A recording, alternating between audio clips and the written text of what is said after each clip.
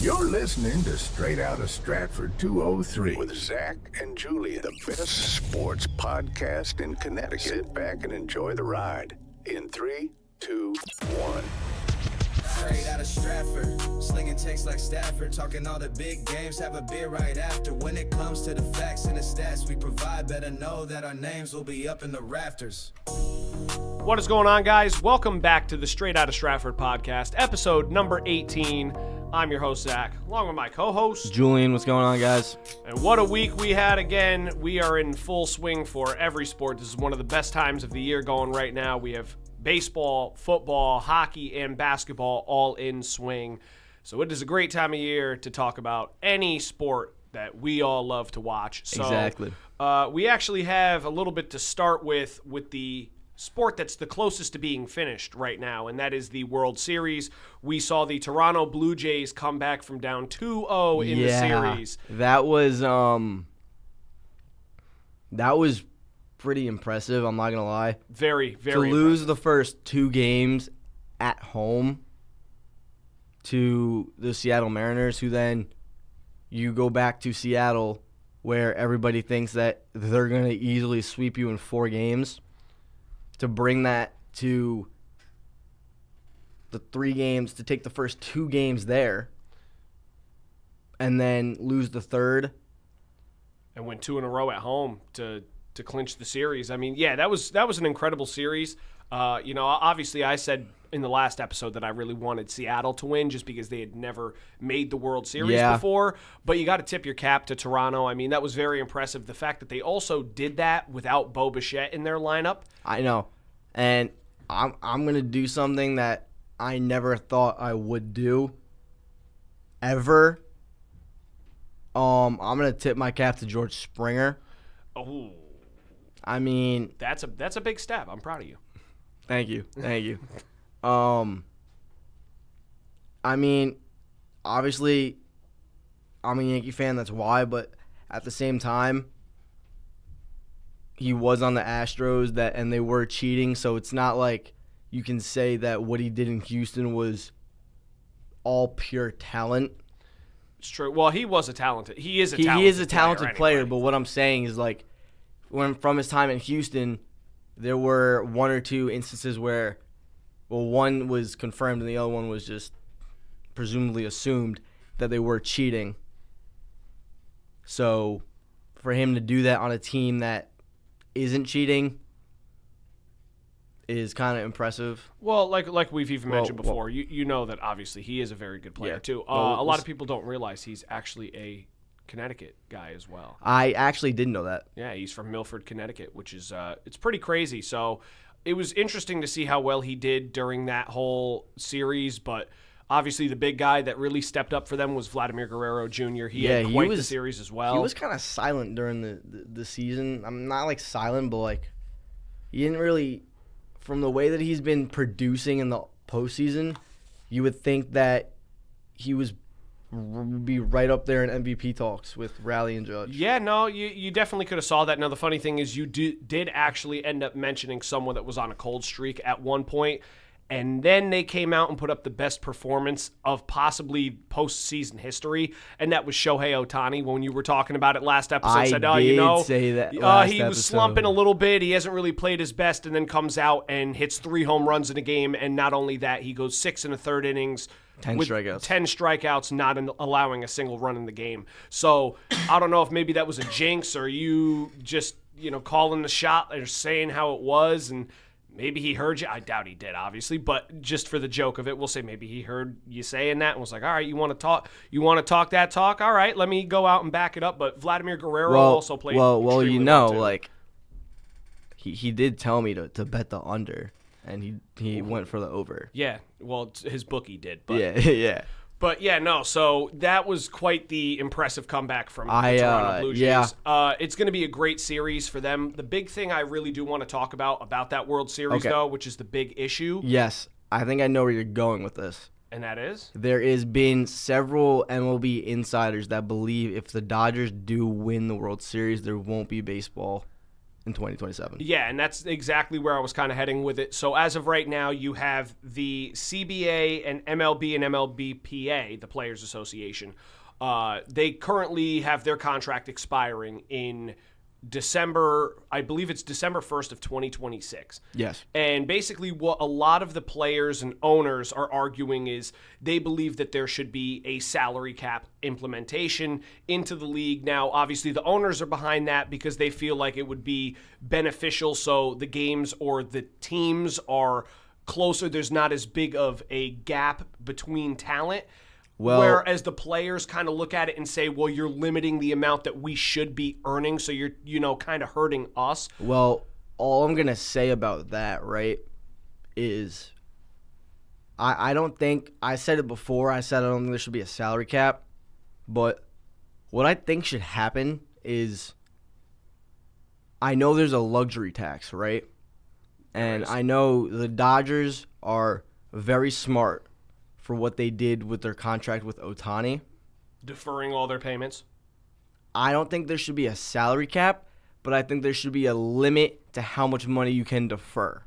Okay, that wouldn't be a bad idea. Because they're deferring, he's only making $2 million a year for the next 10 years. And then, he makes all of it after. Then he's making the other $680 million.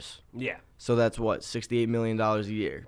Basically. Well, I think it's deferred even longer than that. I don't know how long the I think it's an extra 10 years. It could be an extra 10. I don't even know if that's the full thing, but I could be wrong. I think the way that they should look at it is they should implement a salary floor. So give an amount that teams have to at least spend that, because they came out with a report. I think I may have mentioned this last time too, is they came out with a report about how much revenue each team makes. And every single team is in the hundreds of millions of dollars of profitability. So they could potentially spend the money. I just feel like some owners look at it as an opportunity to pad their pockets a little bit more and not really have to spend as much money. And they go, well, yeah, but they have the money to spend, and they've spent way more than other teams have. Yes, but it's not like they're spending like the Miami Marlins or the Milwaukee Brewers, where they're not really spending much money. Now, granted, Milwaukee was very good. Miami, not so much. They never really retained many players. They were better this year than they've been in prior years. But they never really retained many of their players. Even another perfect example is the Pittsburgh Pirates. Because the best player that they got is Paul Skeens, and the chances of him ending up staying there at the end of his contract are pretty much slim to none. Another player is Tariq Skubal and the Tigers. Yeah. Because they offered him a 4-year extension worth $100 million. And he said no. And I would have said no, too. He's one of the best pitchers in baseball, if not the best. He's definitely winning the Cy Young this year again, back to back. Well, Crochet actually may give him a little bit more of a run for his money in the AL, but we get the point. Yes, he is one of the league's premier pitchers. He deserves more than 100. Who gets it in the NL? Ooh, is it Skeens? I'm assuming it's probably Skeens. I mean, the guy had the lowest ERA, and the only thing that he really lacked was wins, and that's not his fault. I mean, you only allow 1 run a game, and you lose 1-0 every time. It's funny because Jacob DeGrom. It's because the Pirates, they don't show any run support for Skeens, but when it's any other pitcher on the mound, they'll show run support. Jacob DeGrom 2.0, exactly. They did the same thing with him. So kind of going back to the whole salary thing, I know that this is going to be a big issue because you do have the number 2 team off of payroll. So the Dodgers have the second highest payroll in baseball, and Toronto's got the 5th highest. So 2 of the teams in the top 5 are in the World Series, and a lot of people are already not happy at that. Now, granted, as a fan of baseball as a whole, regardless of the money situation, I think it's going to be a great series just because you have a lot of star power on both sides with Springer, Vladdy, Bo Bichette, seeing some of their pitchers that they have, like Trey Yasavage, however the hell you pronounce his name. Hate that guy. Great. Well, I know you're not a big fan, but they have a lot of good players on their team as well as we don't even have to really go into depth with the Dodgers. I mean, what more do I have to say about them? Look at their rotation, bullpen, and lineup. They have a 1 through 5 rotation where any pitcher, if they pitch a full season healthy at their best can win the Cy Young. Yeah, and they have multiple players. I think did Blake Snell ever win a Cy Young? He did. I think he did. Glasnow, I know, was in the running when he was in Tampa Bay as well, too. Blake Snell won it in Tampa Bay, got pulled from the World Series, and then was traded that offseason. Yeah, so they have the talent. And Which even Kevin with Ohtani, Cash, you are stupid for doing that. I'm sorry. well, they couldn't afford him either. But the thing is, yeah, if you look, like the rosters are just so deep for both teams. I think it's going to be a great series regardless. Now, granted, I don't know how many games the series goes. I think that the Dodgers end up winning the World Series back-to-back years. I mean, what more do I have to say about how good that roster is from top to bottom? Speaking upon Blake Snell real quick, hold on.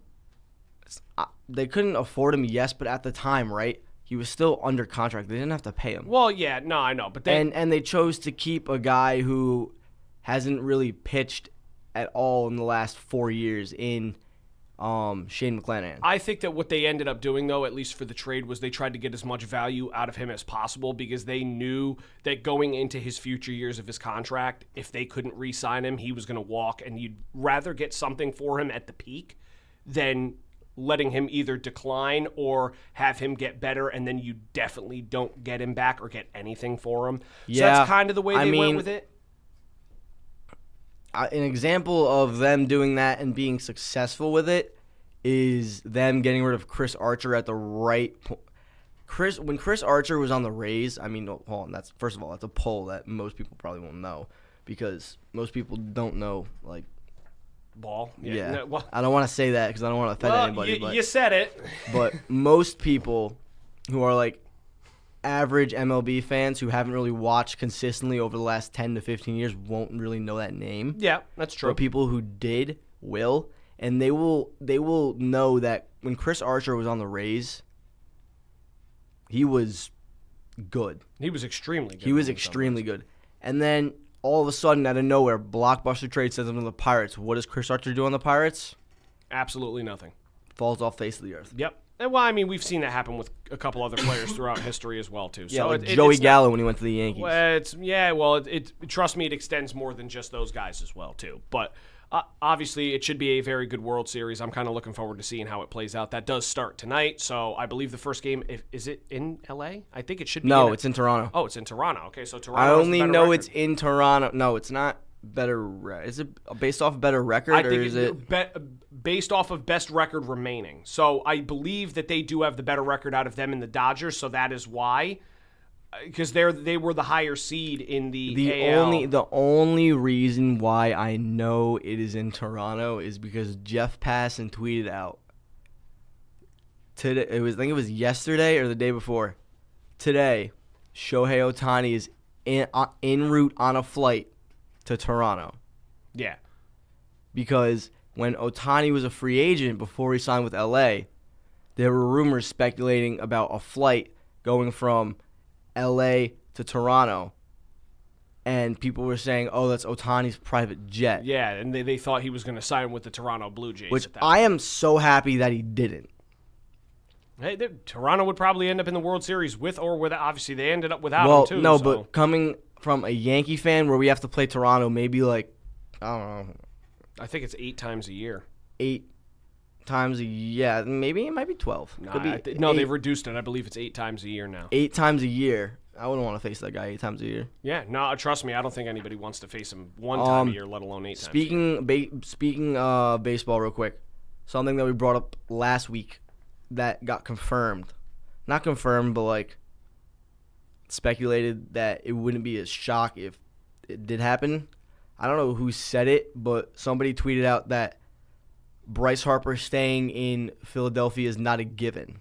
Yeah, it's not a guarantee, which, I mean, we kind of realized that too, especially after, like I mentioned, the comments saying, oh, will he ever return to an elite player? And they're like, to be honest, I don't know. It's like, the guy is still an elite player. He didn't have one of his best years, but he's still one of the elite talents in the league. So the fact that they went out and said that was very, very stupid. And if they end up losing him, there's a side of me that says, damn, it sucks for Philadelphia, but then on the other side it says, good, I don't want to see him in Philadelphia anyway as a Mets fan, because obviously then he'll torture us. I hope Schwarber leaves too. If they do lose Harper, I'm saying this now, it will either be to the Yankees or to the Mets. I do believe I do believe that because I have seen that the Yankees have shown interest in Pete Alonso, but if he goes back to the Mets, the Yankees could still be looking for a first base option. That's very true. They could put Rice at catcher, have him. I know his pop-up time and throwing runners out at second and third isn't the best. No, they could have him work on that during the offseason, and they could figure out a way to either A, reduce Wells' playing time or move off of him. I wouldn't be surprised if they move off of him. And still look for a first base option if they don't bring back Bellinger and they don't add anybody in the outfield, which I want them to get Kyle Tucker, but if they don't, I understand the why. It's probably not going to end up That's the happening, long shot, but what I'm saying is that left-handed bats specifically are tailored to fit well for Bryce Harper. Not Bryce Harper, for batters at Yankee Stadium. Yeah. Number one, because of the short porch. Number two, because it is just a small ballpark in general. Yeah. And now that it's been maybe since 2019, it's been, 6 years? Yeah. Everybody knows that Harper would have signed with the Yankees when he was a free agent. He came out and said it. Yeah, they didn't give him a good enough offer. And every Yankee fan was pissed off when that came out. Well, yeah, that brings us to and now that Steinbrenner. Howe came out and said that he said enough messing around, we need a World Series, I wouldn't be surprised because George Steinbrenner, what did he do? He would go out, he would trade for players that were at their peak, and if they had 2 or 3 good seasons left, he would keep them for 2 seasons, 1.5 seasons, and then he would send them off somewhere else. Yeah, which is not a bad move. They handled their business well in that regard. But Bryce Harper would be. If Alonso goes to the Mets, I could see the Yankees getting him. But if Alonso goes to the Yankees, I could see the Mets needing a replacement at first base. And that would be. I wouldn't be opposed to No, that I wouldn't be either. opposed to getting Bryce Harper because it's Bryce Harper. I know. I just like Pete Alonso. I know that there's a lot of Met fans that aren't too fond of him. I see it a lot online, and a lot of people are like, oh, well, Alonso struggled in the big moments. He's not really a 4 average hitter or a batting average hitter. He's just the power guy. But if you look at it, I said the same thing multiple times throughout every year. You're not going to replace 35 home runs and 100-plus RBIs every single year within the matter of one offseason. Now, granted, Cohen's got a good shot at doing that now because they have an owner that'll spend money, but it still would be tough for me to watch. You won't find a long-term replacement for No. that. There's a short-term replacement Of course. for that, and that is Bryce Harper. Yeah, but at the end of the day, I really do want Alonso to remain a Met. I do like him a lot. He's been great for the fans. A lot of the fans do love him. Don't get me wrong. It's not like a lot polar of bear. Met fans don't like him. There's a couple that don't. I've seen it, but majority of Met fans love him. He definitely likes being in New York. It's just he wants to win, and I don't blame him. So they'll get there at some point. Not only that he wants to win, it's not that. It's just that his agent is also Scott Boras. We won't even bring that up. We're not bringing that up again. The last time. Yeah. I'm not even going to bother with it. But regardless, the World Series will be starting tonight, so it should be a great test to see how that goes. We'll kind of transition into something else we were just talking about in New York. They have the basketball season and hockey seasons both starting now. We'll start with the bad. The New York Rangers. I don't know what the hell happened last night. The Rangers had a streak that they finally broke, which was a home goal drought. They didn't score at home for 3 consecutive games. It was a record in the modern-day NHL history. Obviously, I mentioned it the last time. The team that holds the full all-time NHL record for shutouts at home or being shut out at home multiple times was the Pittsburgh Pirates, which don't even exist anymore. And their record was 187 total minutes, which is 3 periods and 7 minutes worth of hockey. Panarin scored against Minnesota early in that game within, I believe it was the first minute of the game, so obviously they didn't break that streak. They still ended up losing 3-1. And then the Rangers have Then the Rangers have an opportunity to finally get themselves a win at home after starting 0-4. They play the San Jose Sharks last night. Now, a little fun fact. The San Jose Sharks had not won a game the whole year, and they were the only team to not have won a game as of last night. They were the only team without a win. So what happens? The Rangers lose to the San Jose Sharks 6-5 in overtime. So now the Rangers, now it's not even that San Jose hasn't had a win. San Jose gets their first win, but the Rangers are 0-5 at home to start the year. And it leaves me with a big question. Where do they go from here? Now, granted, the last episode I said, I'm not going to hit the panic button. Now you are. No, it's not that I'm hitting a panic button. It's the point where there's no need to panic when you know things are not going the right way. It's one thing for them to be good and then you start to panic. This team, their record kind of says it. They're 3-4-2 right now on the season. Again, still very early in the year, but we're getting to the point where a lot of their issues are starting to get exposed. You're not seeing production from your captain and JT Miller. You're not seeing really much production from Artemi Panarin. Now, granted, he did very well in the 2 games prior to San Jose. He scored, I think he had 3 points in one night with a goal and 3 assists. In one of their wins, I forget if it was which game it was. I don't remember which game it was, but I know he had 1 goal and 3 assists. He was one of the stars of the game. Zibanejad's starting to score a little bit, but again, JT Miller's not really producing that much. They haven't gotten any production from Alexis Lafreniere, who they just gave a contract to after the 2023-2024 playoffs. He got a nice extension. I think he's making $7.5 million a year for 7 years, and he hasn't done squat. You're seeing guys like Will Cooley, who was a big name for the New York Rangers this year. Everyone had very high hopes from him because he had a great year last year, and he looks like he kind of took a big step back. The defensive unit has been horrible. The only thing that I've liked about this team, there's maybe 3 things, and to be honest with you, they're just players, is Adam Fox, Artemi Panarin, and Igor Shesterkin. The rest of that team is very, very confusing to me. And it's getting to the point where I saw a lot of big Rangers accounts on Twitter, or X, whatever you want to call it. Twitter, you can call it Twitter. A lot of big accounts, including some, high-up insiders talking about the Rangers should potentially move Artemi Panarin at some point this year, your number 1 player that you have. Now, granted, he hasn't put up the points, but they're already talking about moving him because he's a free agent at the end of the year, and he's probably looking for a contract extension, and he's looking to get paid at least $11 to $12 million per year at the age of 34 when he signs his contract. It's got to the point where is it time for a rebuild? And it kind of looks like it needs to happen. And it's a shame because this team, over the years, especially as I've been a fan, they've been very, very close in many seasons and just always fall short. They have this carousel that happens where it's one really bad year, one really good year, they fall short, or maybe vice versa. They have a really good year, they come out, have a really bad year, coach gets fired. They bring in a new coach. Good year, bad year, coach gets fired. Bring in another new coach. It's the same carousel. And so far, this one looks like it's kind of going to break it a little bit because they're not having a good season to start. So at some point, you have to look inward and say, is it the players? Now, there's one other person I will blame, which obviously I think people will know where I'm going with this. I said it before. I'll say it again. I've said it on social media a ton. Chris Drury, I don't understand how this man is still the GM of the New York Rangers. He's been an absolute bozo. He made some horrible offseason acquisitions. He's had some very bad trade deadlines. The team has gradually gotten worse, and it's sad because this team was supposed to be a legit cup contender for years, and you're looking at a possible lottery pick with this team that they have right now.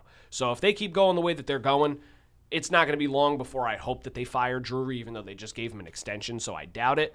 But I would not be surprised if a couple of the big faces on this team end up getting traded and, the team ends up tanking to get a better draft pick and see if they could start a fresh rebuild. But it's just been sad to see that at MSG. But at least the good thing going on in MSG is the New York Knicks. They started out their season on Wednesday night. Under their new head coach, Mike Brown. Down Josh Hart and Mitchell Robinson due to injury or maintenance or whatever you really want to refer to it as. And they beat the Cleveland Cavaliers, who are looked at as one of the top teams in the East this year, especially with a lot of other teams being very banged up. That is very, very true. You have Cleveland being what most people are saying the Knicks' only threat to making the championship. Even I heard someone say the Orlando Magic the other day, and I was like, I don't know about that. I know Boston moved off of Drew Holiday. Did they move off of Porzingis as well? No. Yes, they traded him. He's on Atlanta now. Because remember, we talked about the Trae Young, Porzingis, and or Trae Young and Porzingis alignment. Yeah, Yes, they did. I did. They I moved forgot off of about a that. couple guys, and obviously Jason Tatum's still not around, so the team is a little bit beaten up. That's actually their next opponent that they have is the Celtics. That also plays tonight. They're on Amazon Prime, which sucks, of course. You can't watch it on television. But the Is Knicks. every game on Amazon? No. Oh. It's just that one. But the Knicks have looked a lot better so far. Now, granted, it's only one game into the season. I'm not going to say, oh, well, they look legit. It's one game, but the one game that we did see from them against Cleveland, being, like we said, one of the top teams, they looked very different. Yeah. They made a lot of big changes. Now, a couple of them that I noticed right away, and I already love. Well, before we talk about the changes quickly, I saw this the other day. It was during the preseason. Josh Hart went down with an injury. Mm-hmm. He threw the ball into the crowd because he was hurt and in pain. Mm-hmm. And he walked off into the locker room. And then the ref asked Brunson if Josh Hart was coming back out, and Brunson said, no, I think he's hurt. And the ref said, good, he got a tech. He's ejected from the game. Wow. See, I didn't even know that. Josh Hart didn't know that either until he checked his phone. He went to go call his wife, and he saw a Twitter notification from somebody. Yeah, I don't know. These referees. I don't understand. If a player goes down with an injury, right, and they're in pain, and they throw the ball into the stands or the crowd or whatever, I get you can't do that on purpose, but he didn't do it on purpose. He got hurt, went down, and he threw the ball, and it just happened to go in the crowd. Yeah, trust me, again, the referees I get it's are the poor. preseason, but still, to give him a tech and then eject him from the game. Trust me, it doesn't make much sense to me either. I don't understand the whole thing either. But at least for the good sake of now, that doesn't affect him for the regular season. No, it doesn't. But at least, I was just bringing up the fact that it was kind of absurd. of course, it is. But at least with the Knicks now, like I said, I was going to kind of talk about several things I saw from them during this game that I realized were very, very quick changes, and it's stuff that I love. Didn't they make 11 3-pointers in the first half? I think it was something like that, but that's not one of the things that I was really going to touch on. Obviously, I could kind of go into a little bit more depth, but obviously we saw Anunoby play extremely well. He had 24 points, 14 rebounds in the game, which was great. They had rest. Yeah, well, hold on, don't spoil it. But yeah, no, he played extremely well. Brunson didn't even really have his best night. Shooting-wise, he was, I believe, 5 of 19 or 5 of 18 and 1 of 9 from three-point range in the entire game. So that's not great. But the three things that I liked, like you said, number one, utilizing a bench. That was the most amount of players that I've seen come off the Knicks bench in years. Years. I don't think a single player eclipsed 40 minutes, which that's something that under Thibodeau would happen all the time. And they actually used the bench. And most of them played really well. Clarkson had a big bucket at the end of the game, a couple good defensive plays. Landry Shamet played fairly well. I know obviously he didn't really kill it out there, but he played well enough. He was very serviceable. Tyler Kolek played great. Now, the one thing that kills me, and this is why I'm not a pro at this, there are two guys on that team. I have no idea how to even pronounce their names. They're new faces. I got to look up their roster. You can look it up. Let me do it. It bothered me because I sat there, I heard them do the announcements of the team, and I'm like, okay, I've seen the guys, but I just don't know what their names are. Like, they're so hard to pronounce. It is, let's see if I could find it now. God damn it. Okay. Oh, I think I know which one. I think I know, Gerson, see? Gerson Yabusele. Yeah, Gerson Yabusele, I think. And I only know who Gerson Yabusele is That's the guy from France, no? That's the guy from France, but he dunked on LeBron during the Olympics. I don't know if it was on LeBron. It was either LeBron, Kevin Durant, or Anthony Davis. But he had an insane poster on LeBron, and the announcer went nuts. Well, Ariel Huckporty, I didn't know who that was either, and he actually filled in really well that night. He didn't really do much, but he was, again, serviceable.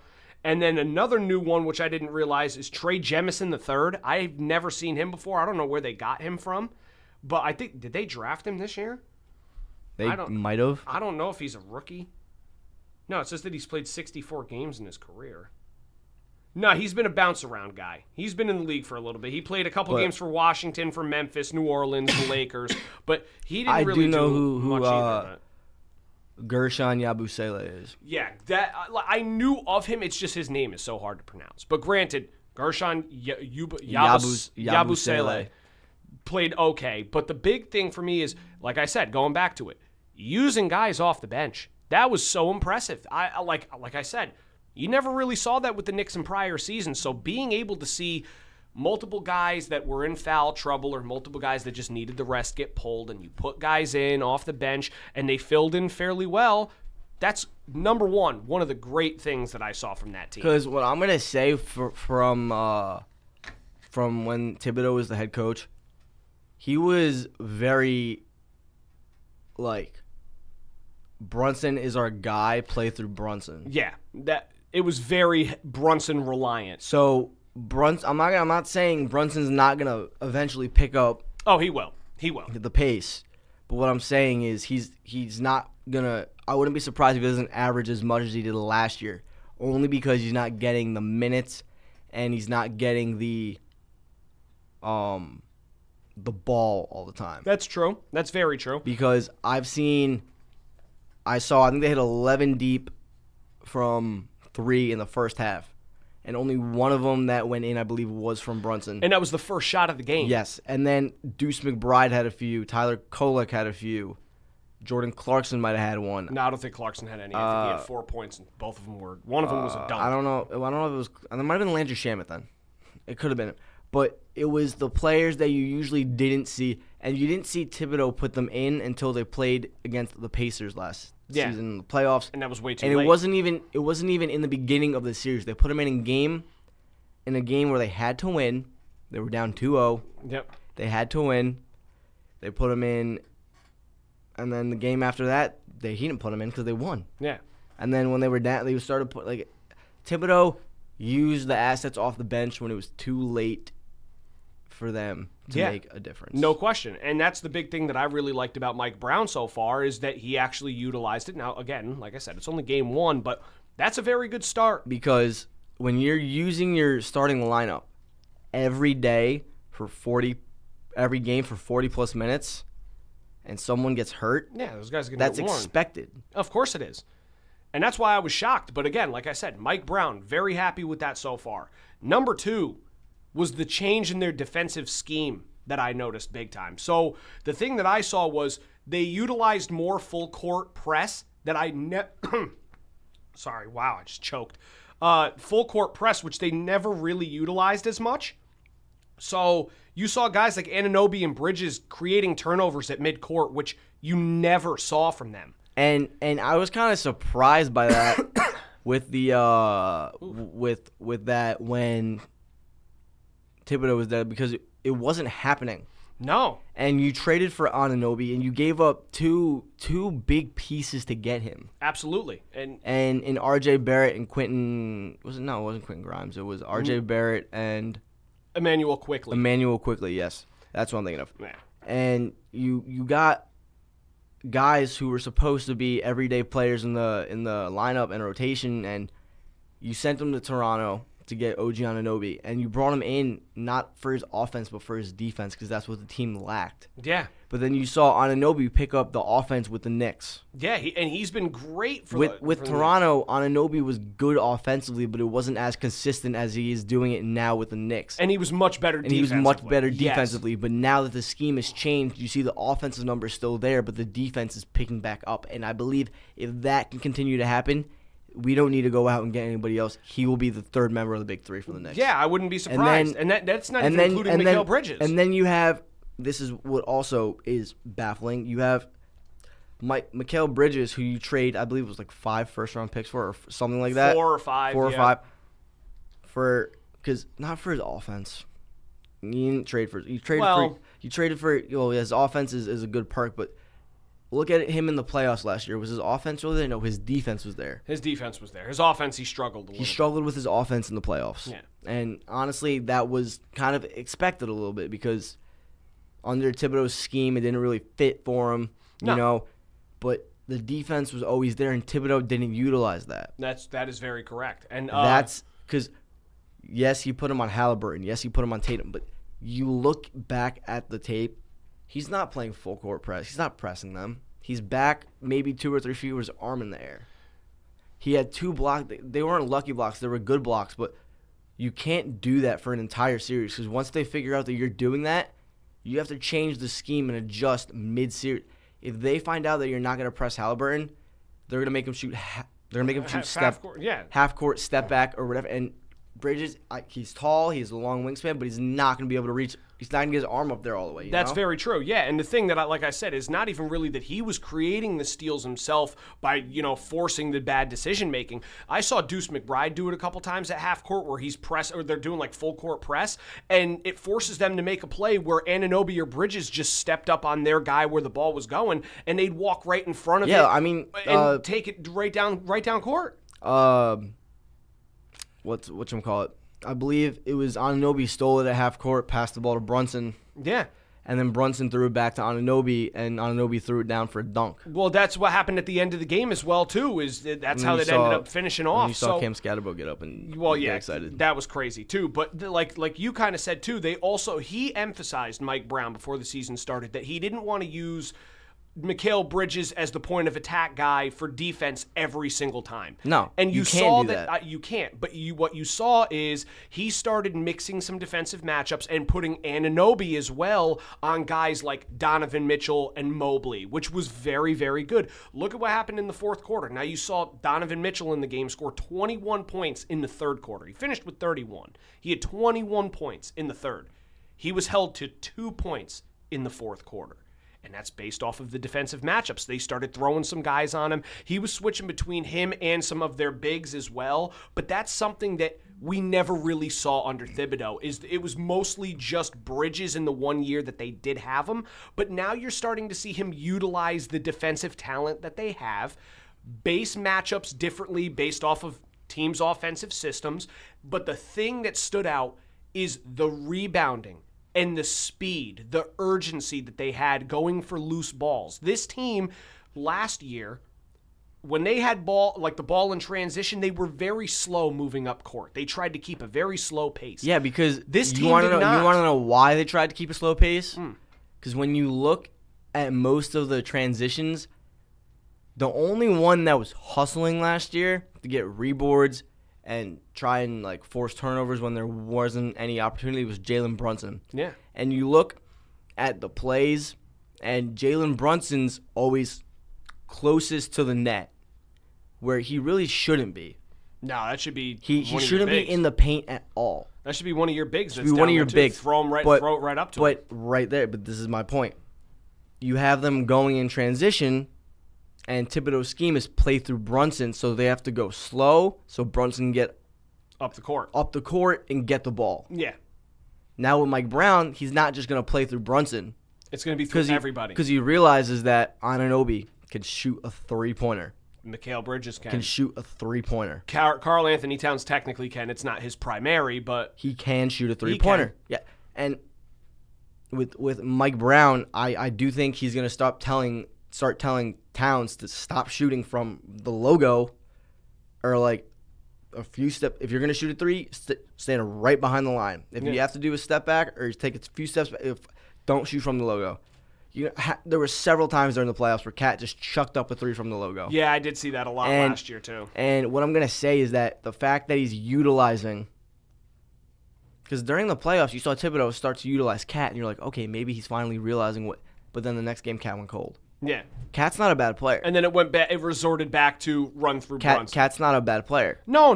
Cat's a very good player. Brunson, who is very, very good. He wasn't looked a lot at on the Mavericks only because Luka was there and Luka was their star, and that's obviously he was. Well, you said Karl Anthony Towns? No, I said Brunson. Oh, I thought you said Towns. I said no. Brunson wasn't really looked upon as that guy in Dallas because Luka was there, and Luka was their guy. And when the Knicks signed Brunson, everyone's like, the Knicks gave Luka's $100 million. Yeah, they said that he was the most overpaid player in the league, and he shut that narrative up real quick. And then he comes to New York, and I'm gonna give props. My uncle, he said that the only thing the Knicks needed to be good was a point guard that can facilitate the ball and score. Yep. And they found it. Everybody I spoke to when we signed Brunson was not happy with it, except for my uncle. I was down there in Tampa with him when it happened. We were watching the NBA draft, and then when they signed Brunson, I at first was like, why do we give him $100 million? Like, he was a 2 for Luka. Like, he goes, watch, give him a year, 2 years, he's going to be one of the best players, one better than the best point guards in the league.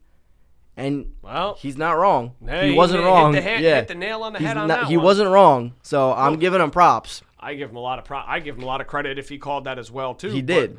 So far, what we've seen, Brunson's game leveled up for sure. And then you bring in a guy like Anunoby who had the potential with Toronto, but the system wasn't great. The pieces weren't. Toronto's team was always changing. Yes, it was. It wasn't. They had a lot of moving parts. Exactly. That's why. Especially with not being able to keep Kawhi healthy. Exactly. Too, so not even keep him healthy. Not even keep him. Yeah. Well, yeah. Then he ended up going at some point too. You're right. And then you have Anunoby who, at any given point, can put up 25 or 26. And then you have Cat who can do the same exact thing. They got a lot of guys that Cat can do put up 60 in a game once. Yeah. Now that Thibodeau's gone, it's not play through Brunson. It's going to be play through your stars. And that's the way that it should be. Because they have a lot of them on this team. Even Josh Hart can pop off for 30 points in the net if he really needs to. And Josh Hart is really good at times is really good at defense. And the thing is, for me, I know this is going to sound real tacky, he's the heart of the team. He puts in more effort than I saw out of almost anybody on that team last year. And if he can translate even more in this system, this team is going to be very, very good. I have a lot of very high hopes. So thank God the Knicks are at least good for MSG. You're not going to be going to see the Rangers very much. Not just for MSG, for New York for sports New York in general. Sports in general. But at least those are the two teams that are there. The Rangers stink. So MSG is kind of, taking a little bit of a hit for that. So at least the Knicks are providing the hope that New York really needs. And they have one of the best shots to win the championship. I know that they're one of the favorites coming out of the East this year. Now the West is still going to be another whole monster because you got a lot of talent over there as well too. But who knows? Maybe this could end up being the Knicks' year. I'm curious to see what they do in regards to the deadline if they go get somebody as well. But so far, throughout one game, they'll have more to prove tonight, obviously, but they have looked really good. I like what I've seen under Mike Brown. And I think that if this is the way that they're going to continue to play throughout the whole year, this is going to be a much better team than what we saw. And you obviously won't have your starters dead by the time that, you reach deeper rounds in the playoffs, which is fantastic. Now, we can kind of transition just real quick over to college football. We're just going to talk a little bit about what we saw last week or in week 8 that just passed. And then we'll also talk about 3 marquee matchups that are going to be taking place this week. It's actually kind of funny because all of them are SEC matchups. All the teams are ranked in those matchups, but they have some big playoff implications as well. So from the last week, we talked about 5 big games that were going to be taking place. We talked about the Miami and Louisville game. And I remember I even said to you, for some reason I feel like Louisville could win the game. I'm still going to lean Miami, even though it's at home, but I wouldn't be surprised if Louisville can upset them. Well, they did. And I also said to you that it was only a matter of time before Carson Beck had his struggling moment. And he did. 24-21, Louisville ended up upsetting Miami in Miami. Carson Beck did not play well. They were handed their first loss of the year. He threw 4 picks in the game. Not only that, but the Hurricanes' run game was only held to 63 yards on 24 attempts, and they were basically forced to play catch-up the whole game, so that was not easy for them. Obviously, Miami now falls to 6-1 on the season. They're still going to be ranked fairly high as well. They're not a bad team either. They just got caught at a bad time. Like I said, I had a feeling that in this day and age in college football, it's rare you see undefeated teams now. It's very, very strange. Even the top teams are going to have at least one loss. It was just a matter of time before when that game came. It wasn't a matter of if, it was a matter of when. Yeah. And I kind of had a feeling, and that definitely hurt Carson Beck's Heisman odds. I know how you mentioned that last week, saying he's got to be up there. I heard a lot of people saying that hurt him big time. Fun fact, I don't know the name off the top of my head, but I saw this yesterday. I'm going to look it up real quick before you continue. Okay. Yeah, so then obviously we also did see Alabama defeat SEC rival Tennessee by a score of 37-20. Speaking of the Heisman race, obviously Ty Simpson continued his Heisman candidacy so far this year and his campaign. He threw for 253 yards and 2 touchdowns. He helped Bama's offense to 2 90-plus yard drives, which ended up leading to scores. The big moment in the game, though, was the pick six that Alabama had off of Joey Aguilar at the 1-yard line and was returned as time expired to end the first half to put them up big. They ended up keeping the momentum for a majority of the game. Obviously, Tennessee could not really play comeback in that situation as well. So Alabama held them off, and a lot of the fans were actually smoking their cigars with like 5 minutes left in the game, even though the game wasn't over. But obviously, with a ritual like that, you got to have a little bit of enjoyment. So that was a great game. You saw Georgia play against Ole Miss, and Georgia actually handed Ole Miss their first loss of the season. So that was a very big surprise as well. That was a big game for Georgia because they already have their 1 loss. So putting them as a 2-loss team would have hurt. But Ole Miss obviously had 0 losses on the year. That is now their first. The final score was 43-35. You saw Gunnar Stockton and Trinidad Chambliss both go absolutely insane and just an offensive battle. Both of them had a couple rushing touchdowns each, I believe, as well as some passing touchdowns. Georgia was able to overcome a 21-17 deficit at the end of the first half and came back and won the game, like I said, 43-35. That was probably the best game to watch over the weekend. Absolute thriller. Then you also saw Vanderbilt beat LSU 31-24. I kind of had a feeling Vanderbilt was going to win that, like I said, because Vanderbilt is a lot better than what people give them credit to be. This is their first time in 75 years that they have a record of 6-1 or better in a season. So that's great for Vanderbilt. I'm very happy, at least for them. I know that they've been bottom of the barrel for a lot of years, so it's good to see them finally make their way up. Obviously, you saw Diego Pavia play extremely well. He ran for, I believe it was 86 yards and 2 touchdowns and 160 yards passing and a touchdown as well. They were able to kind of drain LSU's defense out and, keep these long, consistent drives. I believe it was 3 75-yard drives that all led to scores. Kind of gassed out LSU's defense. And then obviously Nussmeier didn't play bad, but they just had a couple opportunities where you're in the red zone, especially one they had a 51-yard run that got stopped at the 1-yard line, had a first down and ended up only getting a field goal out of it. So that was a big blow to them as well. So they kind of had a couple moments in the red zone where they struggled to score, a couple drives that ended up going a little bit shorter than they would have wanted. But again, Vanderbilt's a lot better than people give them credit for. That was a huge loss actually for LSU because now they have 3 losses on the season. So that's probably going to be all for their playoff hopes as well. But then the last game we could talk about before we go into the games for this upcoming weekend is Notre Dame keeping their playoff hopes alive. Obviously, they have 2 losses. They get back in the win column and beat USC by a final score of 34-24. Even through the rain, Notre Dame focused mostly on their run game. Obviously, their run game was very, very efficient, 306 yards on the day. But then USC actually kept it close with their passing attack, even in the rain, as they threw for 328 yards thanks to Jordan Mailata. Very, very good performance for him. But Notre Dame was able to capitalize even after being down 24-21.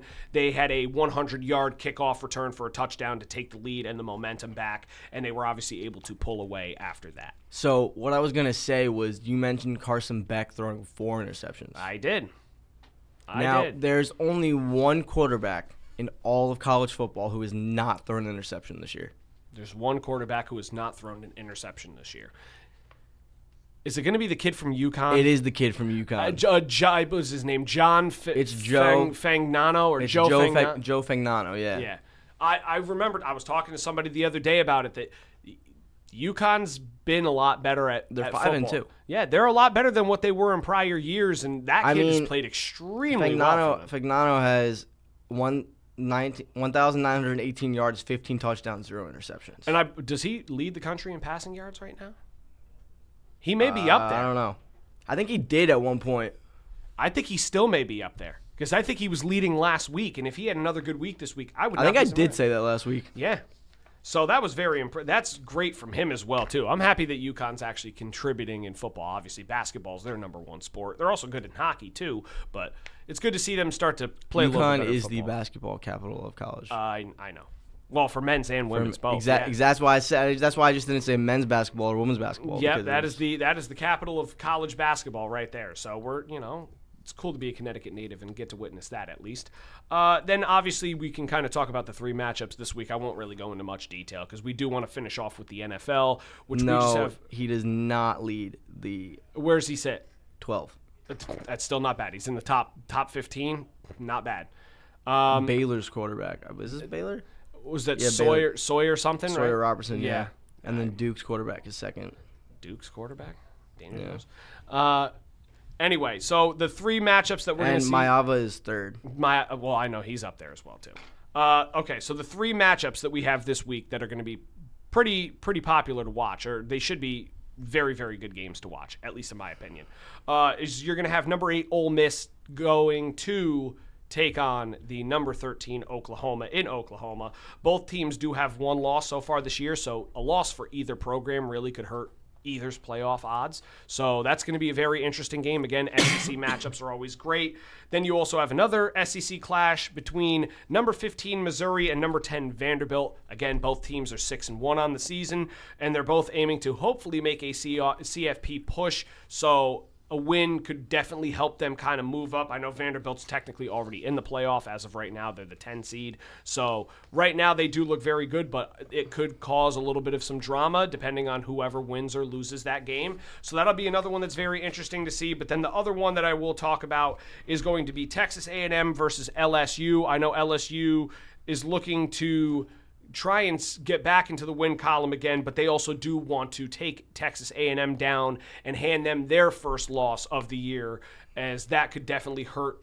Well, if LSU loses, they're done. But if A&M loses that game, that's going to hurt their standing in the top 25 ranking and could end up playing a big part into how they finish the season and possibly make the playoff at some point too. So it's going to be a very interesting weekend, at least for SEC football. I know there obviously are some other very good matchups as well too. Those are just the big 3 marquee ones because, like I said, ranked teams, a lot of playoff implications, possibilities for an upset to knock off a team that's right now looking like they're going to be one of the top teams in the country.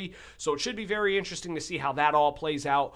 But to kind of finish off the show here, we will transition into our final topic, which is going to be the NFL. We'll talk a little bit about what we saw in this past week. I actually came up with a little new segment that we'll kind of run off of just to kind of keep it a little bit quicker, and then we'll make our predictions for this upcoming weekend. Well, obviously, you have nothing to complain about this week with the NFL. Yeah, because I don't have But I'm when we get to the Giants, I'm gonna say something. All right, we can start with with the Rams. Well, yeah. Well, so that's where I'll kind of go with it. But like I said, I created a segment. It's going to be called Stud or Dud. And basically what we're going to do is we're going to talk about whether we saw a stud performance or a dud performance, who had which one in each game. Obviously, it's not singled out to just players, but it could be offensive or defensive units, coaches, individual players, teams as a whole, but we'll kind of go from there just to kind of get through this fairly quick before we end up talking about that disaster. But we'll get there at some point because that's in one of the systems. Don't worry. Okay, so we'll start out with the Sunday morning game, which was my boys, the LA Rams, playing against the Jacksonville Jaguars, which the Rams won very convincingly. They won 35-7. The stud performance of the week in that game was from none other than Matthew Stafford. He finished 21 of 33, 182 yards, 5 touchdown passes on the day. He also set himself an international record for the most passing touchdowns in a single game overseas. So that was quite the game from him. Now, the dud performance of the day was Jacksonville's whole entire team. They went 2 for 6 on 4th down conversions, missing all 4 of the 6 attempts in Rams territory, with 2 of them coming in the red zone, and they were also penalized 13 times for 119 yards. Now, I'm going to say this.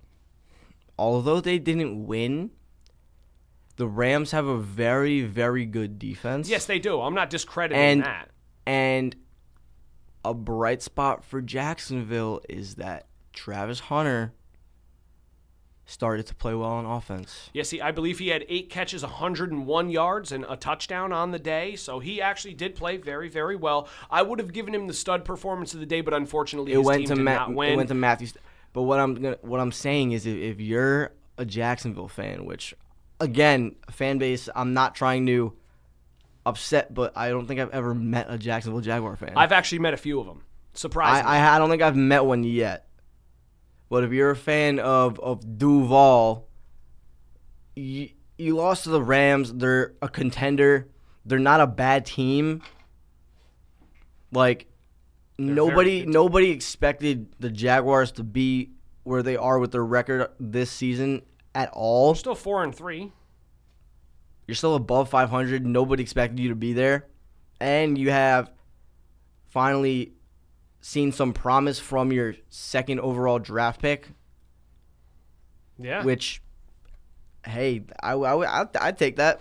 Yeah, plus, like I said, it was a very tough day between it was raining the entire game for them. Obviously not heavy rain, but just drizzling the whole game. They couldn't really get the run game going, so they were kind of forced to throw a lot of the time too. But like I said, I didn't want to take anything away from Travis Hunter. It's just that if you had to pick the star player of that game, it was Matthew Stafford. 5 touchdowns on the day, setting a record like that. The guy deserved it. Next game was the Chiefs beating the Raiders by a score of 31-0.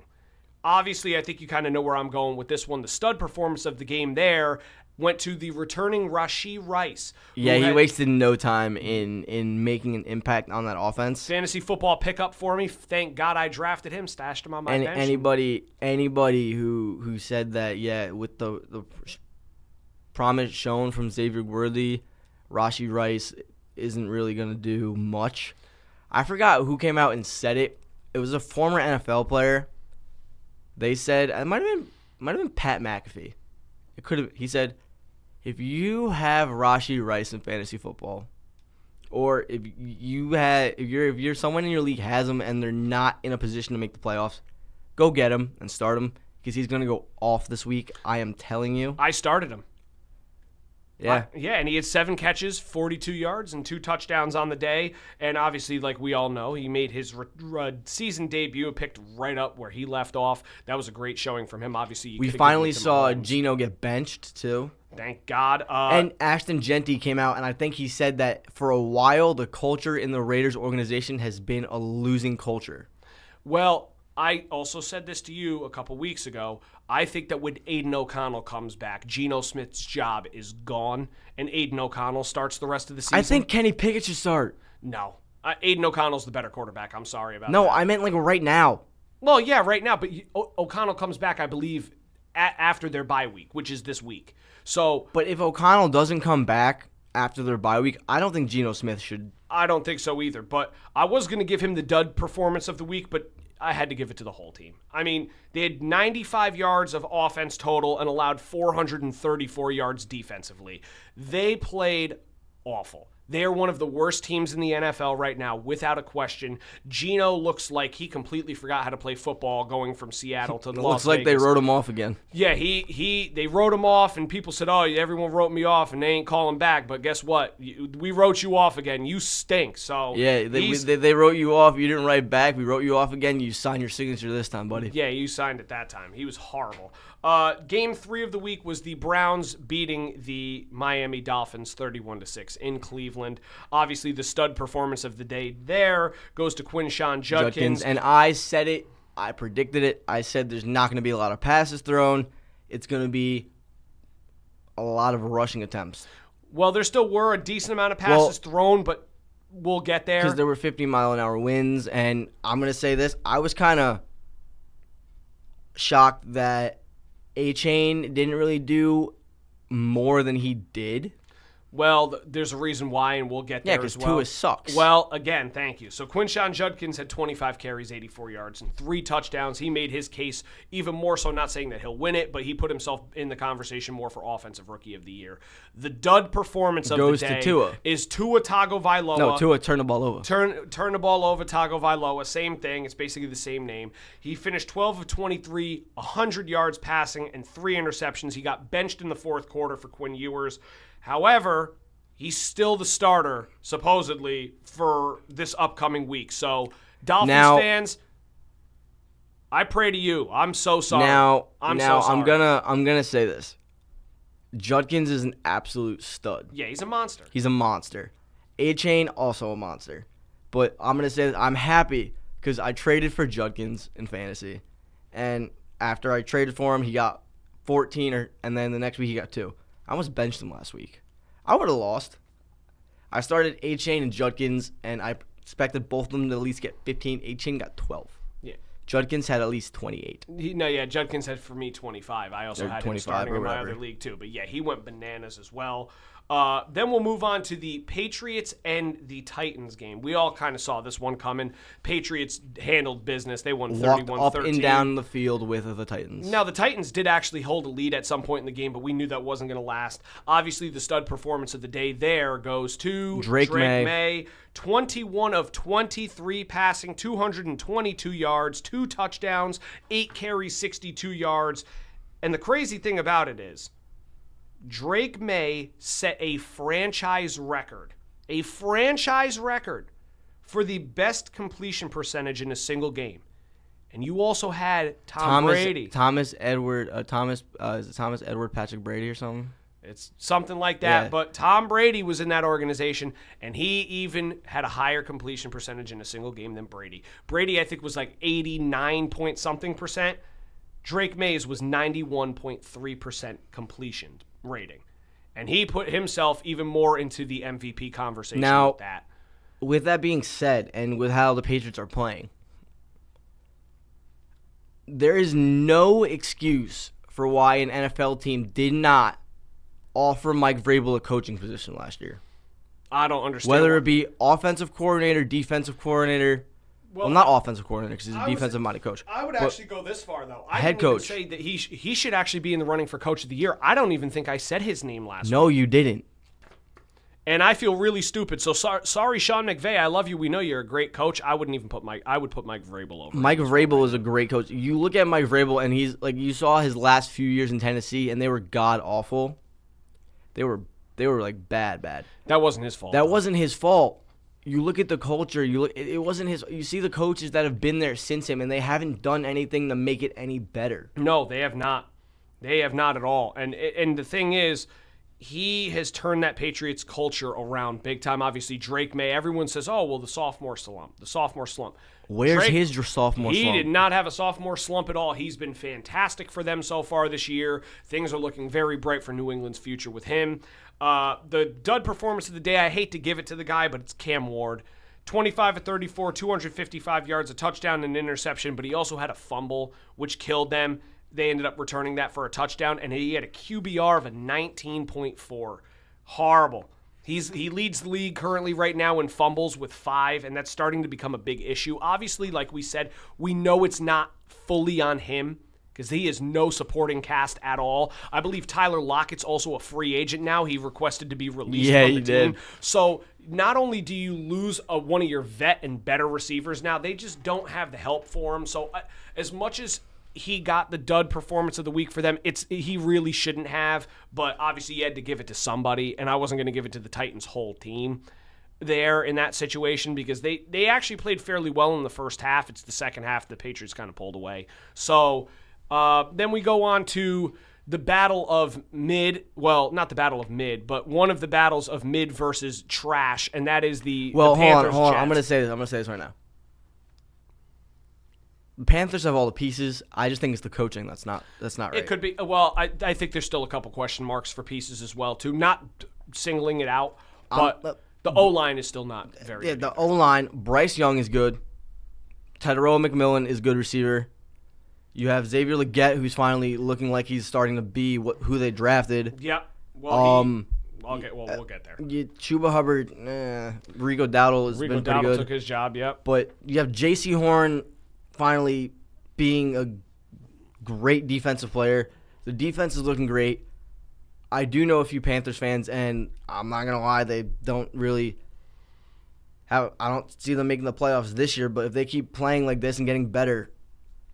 Yeah, sky's the limit for him at some point down the road. But to be honest with you, I kind of looked at this now, and I really wish I would have given J.C. Horn the stud of the week because he did have 2 picks, including one one-handed one. I know. But I think it's fair to also give it to Xavier Legette. Like we said, he had his career high in catches in a single game, receiving yards in a single game, and he scored a touchdown as well, too. He helped the Panthers obviously improve to 4-3 on the year. This is one of the first times that they've been over 500 in God knows how long now. Now, I've said it before, and I've said it time again, and I do not understand why the Jets gave Justin Fields $40 million. That's my response to you. I have no answer there. The dud of the week is the Jets' whole team, but Justin Fields, man. The Jets as a whole are an absolute embarrassment. The whole team is kind of... No, the whole team is diabolical. You know what? Like I said, I don't really use profane language on here because we try to keep it PG, you know? But the Jets are ass? The Jets are hot ass. That team stinks. And I feel so bad because I know a lot of Jets fans. So do I. I do know a lot of Jets fans. It is just torture after torture after torture. Every single season is just keeps. It's like, what do they call it? Like Larry the Cable Guy once said, it's like a poop lasagna. Poop, paper, poop, paper, poop, paper, poop. It's just absolute crap. Larry the Cable Guy, that's a funny movie. Yeah, but yeah, it's just been very, very bad for them. But Justin Fields got replaced for this foreseeable future, possibly this week. I heard that they're still kind of deciding. No, I looked at fantasy last night, and Tyrod Taylor's projected points. Yeah, I'm assuming that they're probably going to roll with Tyrod, and it's no surprise. 6 of 12, 46 yards passing. Now, obviously, the Jets' O-line has been god-awful as well, too. I mean, they let Justin Fields get rocked every game. But that's the reason why they got him, is because even if the O-line's not that great, he's shifty and he can move. And he just holds on to the ball for too long and just does not like to throw. He has been god-awful for them. How he got the money he got, I don't know.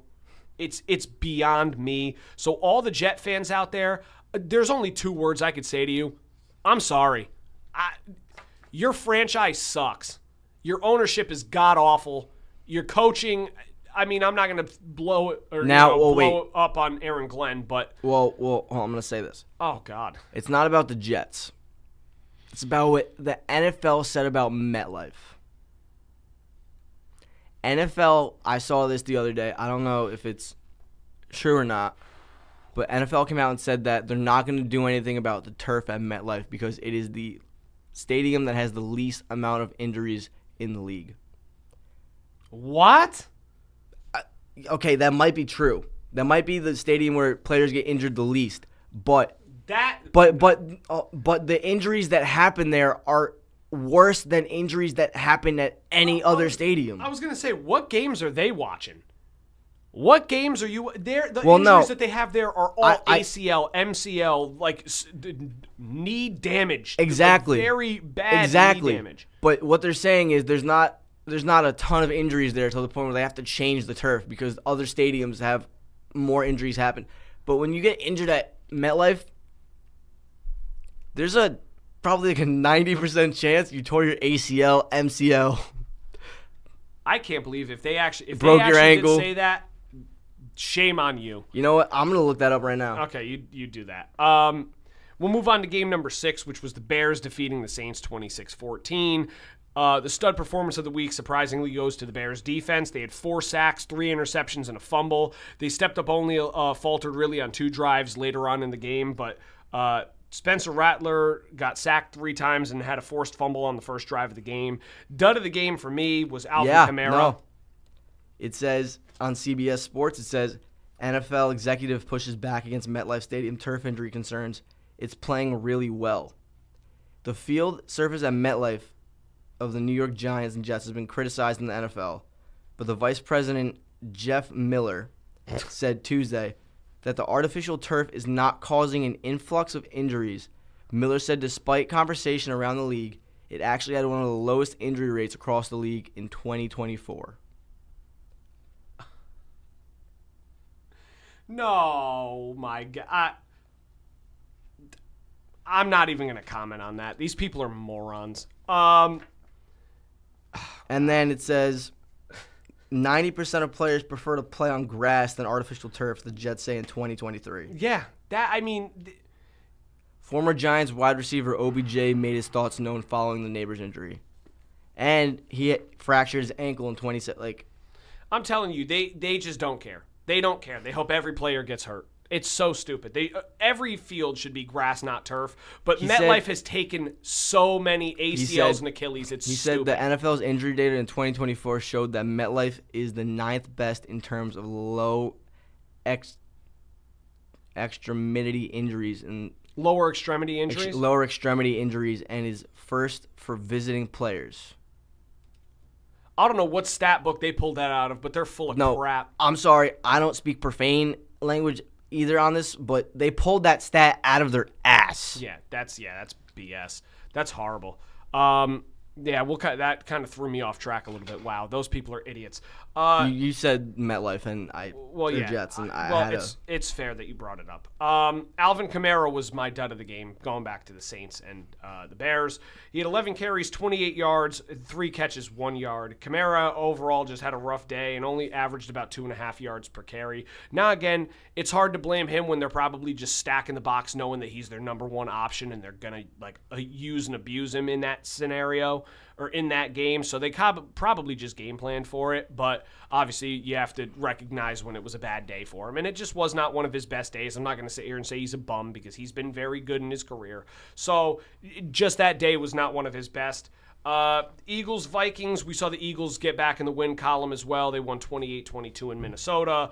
The stud of the week is I had to eat again. I refrain. I feel bad. I'm sorry. I talked too early. Was Jalen Hurts. Nope. Jalen Hurts was 19-23 for 326 yards and 3 touchdowns. He posted a perfect passer rating in the game and also helped lift Devontae Smith to his career day, as well as A.J. Brown find his footing again and kind of return to the form he's been. I am going to say this. Okay.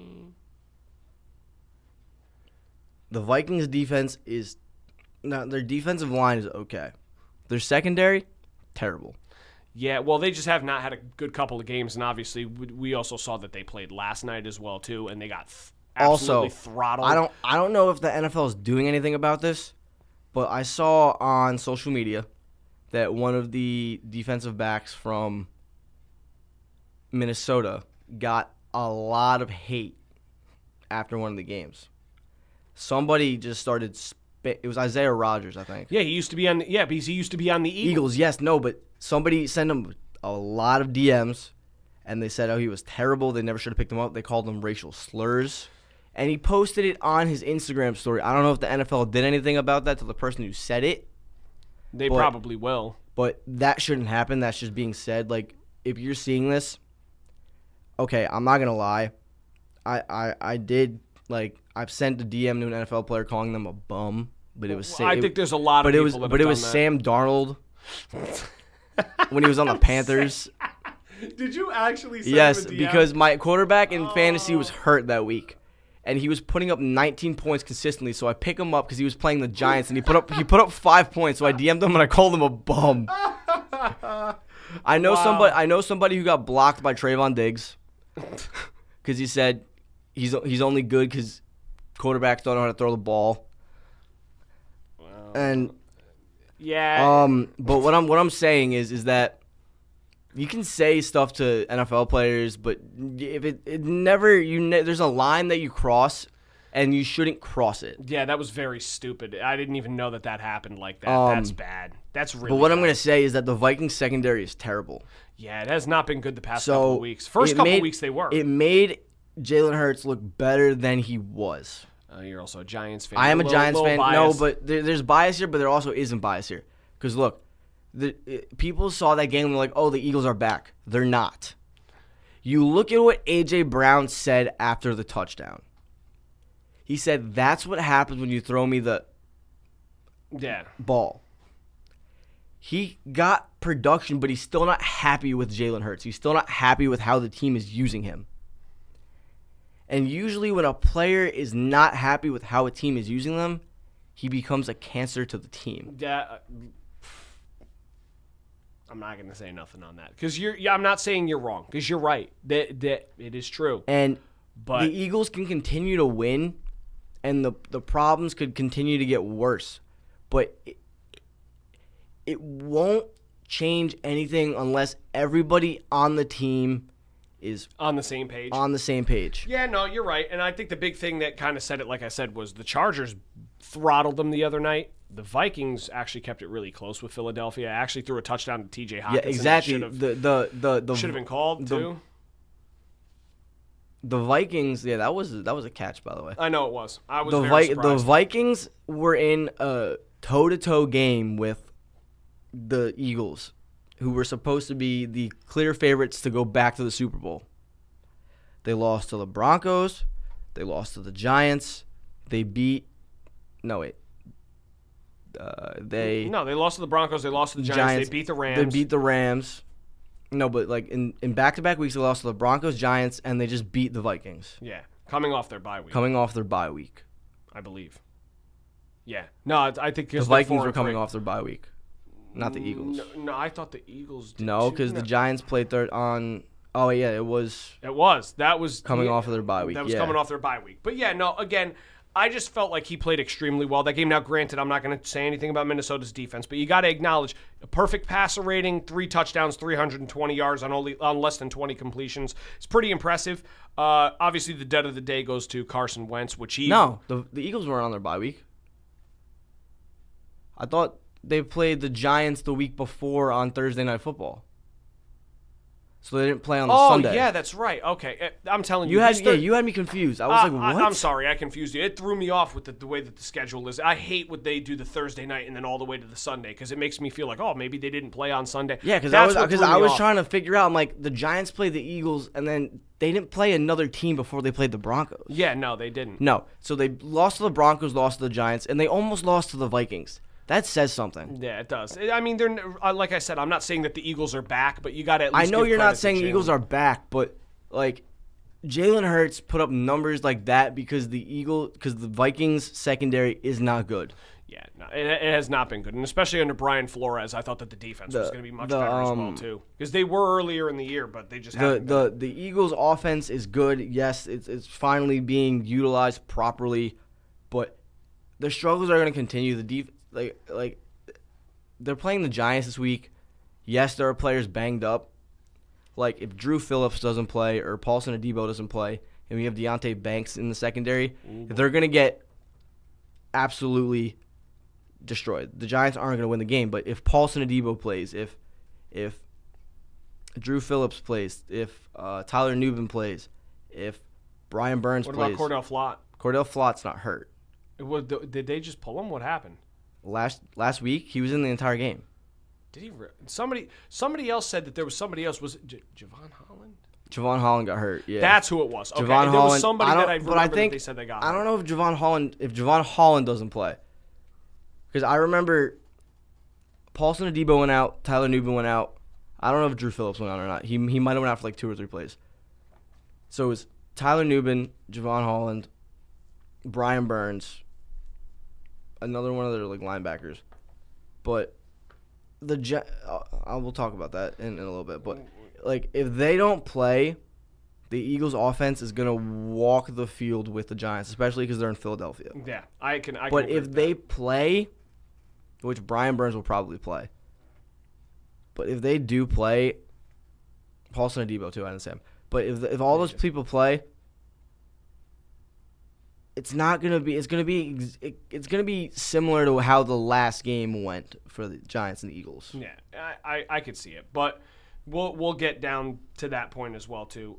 So we also saw the Colts defeat the Chargers 38-24 this past weekend. Obviously, the stud of the game there goes to Jonathan Taylor. 16 carries, 94 yards, 3 touchdowns. He actually joins a list of a very exclusive bunch: Jim Brown, Priest Holmes, and Derrick Henry. Each of them have scored 3+ touchdowns in 3 separate games in a single season through their first 7 games of the year. That is insane of a stat. He's got 11 touchdowns through 7 games.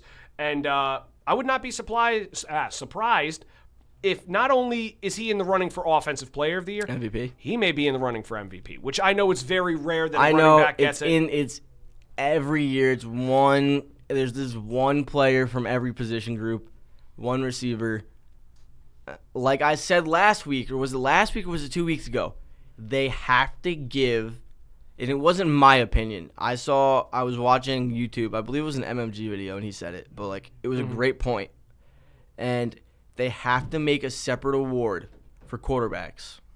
Yeah, no, we did say that on the podcast as well too. So I would not be opposed to that. Because it's not fair for somebody who that just throws the ball to be the top five people every year most of the time is always quarterbacks. It's not fair. Yep. Not fair. I know it's not. And then people are like, oh, well, that's what they have the offensive and defensive player of the year for. Yeah, they have that, but there are several players in the NFL that should be getting that award. Yeah. Every season, or at least be in the running for that. That award, are in the running for that award every season. Yeah, no doubt about it. Then when they pick somebody and the other player doesn't get it, people get mad. Of course they do. They should make an award strictly for quarterbacks for the best quarterback, quarterback MVP. Not against it. Or passer MVP or something like best quarterback. Yeah. Or quarterback of the year. Yep. You could do that. Quarterback of the year. Again, like I said, I'm not against that at all. So I don't know why. And then you can leave the MVP. Well, then people will say it's not fair that quarterbacks don't have a shot to win the MVP. But what you're doing, right, is a lot of the players when they retire, you're gonna look at their stats, right? Some of the teams that they were on are not good enough to go to the playoffs consistently, and some players may be robbed of. You mean like Joe Burrow last year? Maybe robbed of the Hall of Fame due to their lack of awards. Yeah, due to their lack of accolades. Yeah, no, exactly. No, you're right. But if there's a quarterback award, it would hold the same weight as it's like an MVP for quarterbacks. Yeah. And then you have an MVP for quarterbacks, which you have all the other quarterbacks run and do what they have to do and fight and battle out for that one. And then you have an MVP for the rest of the league. Yeah, no, I agree. I can agree. That would make the league a lot better. Like I said, I'm not going to dispute that. So we'll go back to the Chargers-Colts game. Obviously, like I said, Jonathan Taylor had quite the day. The dud of the game, I think, for me, was the Chargers' defense and special teams. They obviously didn't force any turnovers, allowed 38 points, 401 total yards. Obviously, the Colts' offense has been the most efficient in the league on average, so it's a little bit hard to say that, it's all the Chargers' defense, but I saw multiple times and multiple scores where they just completely missed tackles and blew coverage, and that cost them big time. So that's why I had to give it to them there. Now we'll get to your team from this past week. You had the Broncos defeat the Giants 33-32 in a comeback win in Denver. I gave the stud of the game to Bo Nix. In the fourth quarter, he had 16 completions on 25 attempts, 174 yards, 2 passing touchdowns, 46 rushing yards, and 2 rushing touchdowns. Helped lead the comeback and scored 33 points in the fourth quarter. Obviously, the dud of the game there is just the Giants' entire team and coaching staff in the fourth quarter. Hold on. I'm not blaming this on the team at all. I mean, not the offense. Well, hold on. Here's what happened. First of all, there was a missed holding call on one of his touchdown rushes. Brian Burns was going to the outside of the edge to try and make a tackle, and you could easily see he was running this side, and you saw his jersey being pulled this way, so he couldn't get out there, and that was missed. But then there also was a BS pass interference call at the end of the game, so I can't argue that. But what I'm saying is, right, you look at the Giants' offense, right? The defense did allow 227 yards. But what I'm saying is, right, it's not that the Giants' defense isn't good. It's they really weren't in the fourth. But that's because you didn't have Javon Holland, you didn't have Tyler Nubin, and you didn't have Paulson Adebo, and maybe Drew Phillips. Dane Belton played amazing. Cordell Flott played amazing. Deonte Banks is just ass. The bank is always open when he's on the field. I know, but what I'm saying is, listen, you have Shane Bowen, who it's not the first time this season that he did this. They were up by, I don't know how many points they were up by in Dallas. I think they were up by 3 in Dallas. And instead of sending the house at Dak Prescott, you send 4 and you drop everybody else back into coverage. And I'm fine with that if you have people covering the middle of the field. But they didn't. They didn't have it in Dallas. And then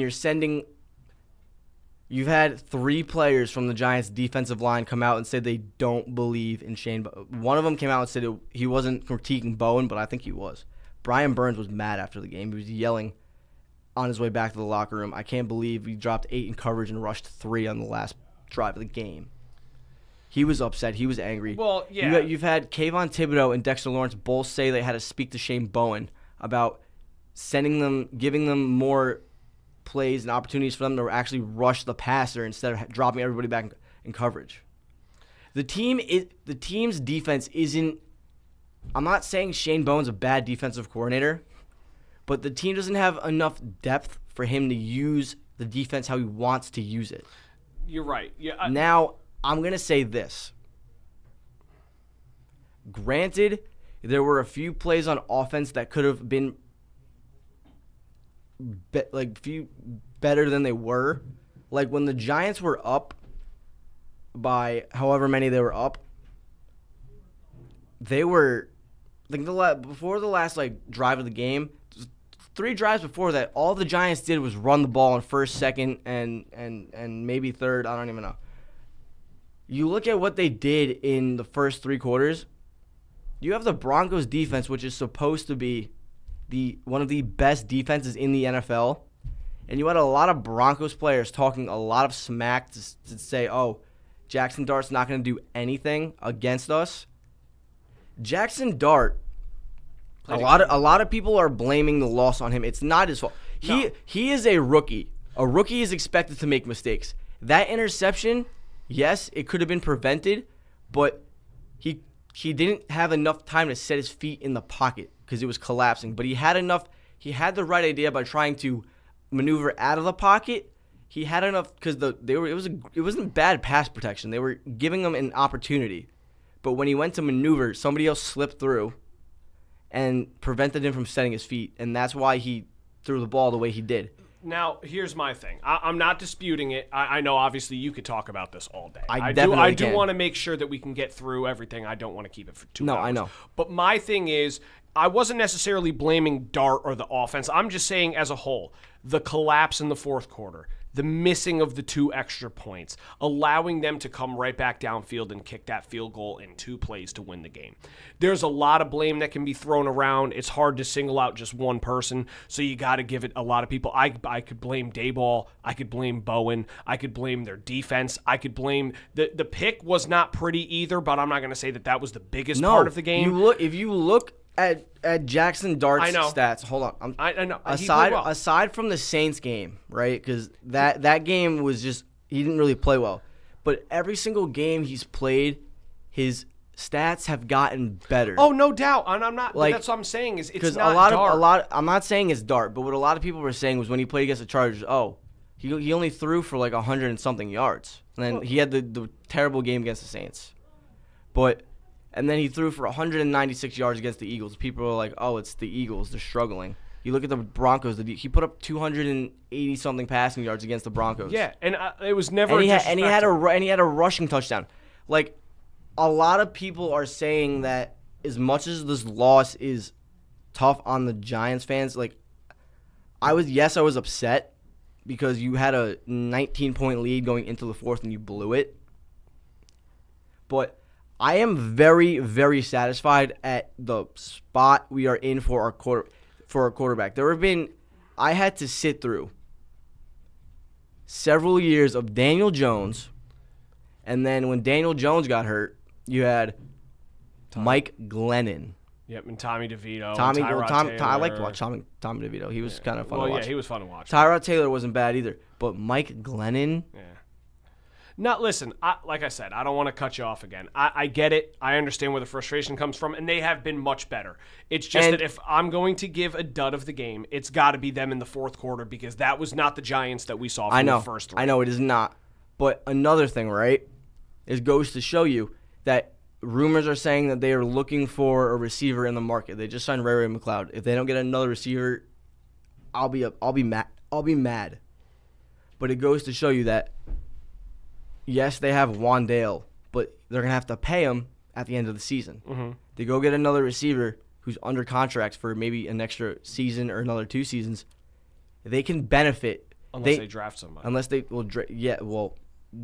they can benefit from a receiver right now. Yeah. I think if they get another receiver or another offensive piece that can create more options, because right now when you look at Jackson Dart, you're looking at this. He's looking down the field for Lil Jordan Humphrey or Bo Collins, which not going to be sustainable. You have Theo Johnson, another target, who had a lucky touchdown. Yeah. Well, so did Troy Franklin. So those canceled out. Canceled. You have Theo Johnson. You have Daniel Bellinger, who caught his first touchdown in over 1,000 days. Yeah. But he just tries to he doesn't force the ball to Wan'Dale, but he looks for him. And I'm not saying that's the wrong option, but you can't do that because I know I said he's good enough to be a number one because he is. But if teams are putting their best guy on him, he's not. You can't be a number one when you're being guarded by Pat Surtain the entire game. Or what's his name, Derek Stingley Jr. Or Derek, yeah. No, I get it. Trust me. And then Dart just looks for him, and then he throws the check down to Scatterbo. Or another thing, I'm surprised Scatterbo didn't get fined. He was 3 yards into the end zone, and he just lowered his helmet right into the Broncos. But what I'm saying is that the pieces are there. If they go out and they get another, I'm not even saying to go get Jalen Waddle. Like, I don't care. If they go get a guy like, I don't know, maybe they go get Juwan Jennings, or maybe they go get Jacoby Myers, or somebody that is good enough to be a wide receiver one, I do think the offense would benefit. Oh, yeah, well, of course. That's a no-brainer. But it's obviously, like I said. And I know it's the defensive units, and I am not blaming the defense. I am blaming Deonte Banks because he cannot play football. Deonte Banks is the Anthony Volpe of the New York Giants. Well, I'm saying that right now. All right. Another thing, right? Easy. You have Graham Gano go down. And then you have Jude McAdamy, and then you sign Younghoe Koo to your practice squad. Younghoe Koo should have been the kicker for that. Younghoe Koo should have been starting over Jude McAdamy, or however you say his last name. I don't understand why, yes, Koo has been struggling as of late, but he has been known to be a somewhat reliable kicker. Yeah, he has. But and McAdamy is a rookie, and he's young, and he has struggled, and he did struggle. Yeah, he did. Now, listen, I get it. You'll keep going about the Giants for ages. I'm just gonna say one more thing. Easy. One more thing. You missed the first PAT, right? Yes, he did. And then for the second one, I believe I was either in my kitchen or I was in my bathroom, so I didn't see them go for two. I don't know what they did, but you have a guy. And then he misses the third one, right? You have a guy who is arguably one of the hardest people to tackle in the NFL in Cam Scatterbo, and you're on the 2-yard line. Just give him the ball, tell him to run up the middle. Yeah, I know. Well, obviously that was ballsy for them if they would have tried to do that. They went for two on the second touchdown they scored to try and get to 14 points. Yeah, I know. I don't know what play they ran because I didn't see it, but I know they went for two. Yeah, and it didn't end up working, I don't believe. But it didn't. They didn't convert. Trust me, as a whole, like I said, there was a lot of big problems in this game. There's a lot of people you could blame. It's just hard to throw the blame on one individual person, even two people alone. So that's why I put it on them. It's the kicker's fault because it is. At the end of the day, it's the kicker's fault. He missed the PAT, which ultimately led them to going for two. If he made the PAT, they would have had an extra. Probably if he didn't miss that PAT, they would have had an extra point. They would have went to overtime. If he made the PAT at the end of the game, it would have been a 34-33 win for the Giants. Yeah, no, you're right. Like I said, there were a lot of problems that happened in that game with the Giants. But the future for the Giants is looking better than it was absolutely a while ago. Absolutely. All right. And I still do think they're going to beat the Eagles this weekend. Well, we'll see. Packers-Cardinals, we saw the Packers win 27-23. Stud of the week there was Micah Parsons, who had 3 sacks, 4 tackles for loss, 5 QB hits, 10 quarterback pressures, made a huge statement in the game. I think he actually had 4 sacks, and they took it away due to a hip drop tackle, so technically he should have had 4. Now, with that performance, he's a little bit back on the Defensive Player of the Year list, which I didn't originally have him on at some point, and was the big reason why they won. Cardinals' offensive line's to blame there, allowed 6 sacks in the games, and they just let Micah Parsons ruin the entire game on them. And there were multiple times where their head coach, I believe his name is Mike Gannon, even came out and said, oh, well, we didn't want to have to double cover Micah because we thought situationally it would have been better if we left him in some scenarios where we did double him and where we didn't. And of course, the times that they didn't double him in the red zone, they definitely took a bite for it. So that's their fault. The Cardinals. The Cowboys beat up on the Commanders this week 44-22. Obviously, I took the Commanders to win that game when we did our projections. I didn't realize that Terry McLaurin and Deebo Samuel were both still going to be out, so that's kind of a shocker. But stud of the game, obviously, was going to the entire Cowboys offense. You saw Dak light it up. 3 touchdowns, 264 yards. Javonte Williams rushed for a touchdown with 116 yards on 19 carries. CeeDee Lamb had 5 catches for 110 yards and a touchdown. Jake Ferguson had 2 touchdowns himself. George Pickens had 82 yards on 4 catches. Quite the day. Dallas's offense is absolutely cooking right now. Commanders' defense, obviously, is the dud of the day there. I don't even really have to explain that. You allowed 37 offensive points and 409 total yards. And look at the stat lines from everybody on that offense. Jeez Louise. I'm going to say this. I know Jaden Daniels is out. He got hurt. Again, yeah. And his mom came out and said something. I'm going to come out and say something. I know it's very similar, but stop comparing him to RG3. Yeah, no, it's stupid. I get why people are saying it because RG3 had a problem with staying healthy. But Jaden Daniels, like when he's healthy, he's fine. He's great. He's a good quarterback. So is RG3. You know what it was? What? Good rookie year from both of them. They both were very, very good. Both played for the same team, very similar kind of play style, can run the ball well, throw the ball decently well. That's where they're getting a lot of the comparisons, but to keep doing it over and over and over about every single thing is too much. It's too much. I know, like, you're going to say, like, oh, well, you did it with Joe Burrow and Andrew Luck. But with Andrew Luck and Joe Burrow, the similarity is there. The Colts didn't really give Luck enough help to stay healthy, and the Bengals aren't doing the same thing for Burrow. Well, let's put it this way. The similarities are there for Daniels and Griffin as well, but I definitely think that the Burrow and Luck comparison's a lot closer. That's what I mean. It's a lot closer for Burrow and Luck than it is for Daniels and RG3. No question about that. Then we'll go to the 49ers-Falcons game. We saw the 49ers win 20-10. Obviously, stud of the day there goes to Christian McCaffrey. He had 201 out of San Francisco's 324 yards of offense in the game. Finished with 24 carries, 129 yards, 2 touchdowns, and then 7 catches, 72 yards. The guy has been an absolute monster this year. With that performance, I also had him as an honorable mention for Offensive Player of the Year. That puts him a little bit more in the conversation as well, too. I'm going to give the dud of the week to I'm going to say this. I know you said what you said last week about Comeback Player of the Year, about you can be cut or, like, traded or benched or whatever. I think not only does that improve his chances for Offensive Player of the Year, but since he was actually injured. Yeah, Comeback Player of the Year, too. To be honest with you, I said the whole Daniel Jones thing, and I still stand by it a little bit, too. But looking at the way that the odds are kind of shaping up, I would not be surprised if right now it's between Dak Prescott and Aiden Hutchinson. Because Hutchinson's been one of the best defensive players, and that injury was bad. And Dak being injured and coming back and playing to the level he's at, I could see it. It's just, for me, I think that the whole story as a whole for Daniel Jones would be cool for him to win Comeback Player of the Year. I think he's definitely deserving of it. Whole MVP, don't worry about it. Yeah, he's definitely deserving, but it's just like, obviously, I would love to see it happen. I don't know if it will, especially with some of these guys playing the way that they are. So, I don't know. I think McCaffrey's obviously up there as well, too. The dud of the week I gave for the Falcons and 49ers game was Michael Penix. Had a couple easier throws and missed them, stalled out some drives, fumbled at a critical point in the game, and it led to a 49ers touchdown directly. I'm also going to kind of blame Zach Robinson, their offensive coordinator, because he really didn't make many adjustments, especially when the run game wasn't working. And their offense usually relies heavily on Bijan, and Bijan did not do that much. And it's just because they game planned for it, and they really did not make any changes to break him out. And that's kind of a big reason why they only scored 10 points. I mean, you beat the Bills, and then you come out and lose to the Niners. It's like, what are we doing here? I just don't get it. Then you had the 2 Monday night games, which we'll go over quick before we make our predictions for the week. The Lions beat the Bucs 24-9. Obviously, stud of the game there. Jahmyr Gibbs.